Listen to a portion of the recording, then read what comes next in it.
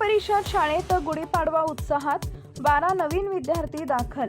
जिल्हा परिषद सेमी इंग्रजी शाळा सुळेवाडी इथं गुढीपाडवा पट वाढवा या उपक्रमाअंतर्गत 12 विद्यार्थी इयत्ता पहिलीला दाखल झाले। 9 वर्षाच्या स्वागतासाठी बैलगाडीत बसवून सवाद्य शोभायात्रा काढण्यात आली।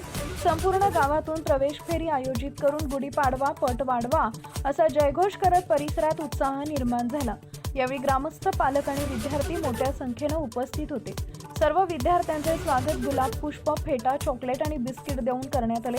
शालेय व्यवस्थापन समिती, मुख्याध्यापक, शिक्षक, पालक आणि विद्यार्थ्यांच्या प्रयत्नांनी हा कार्यक्रम यशस्वी झाला।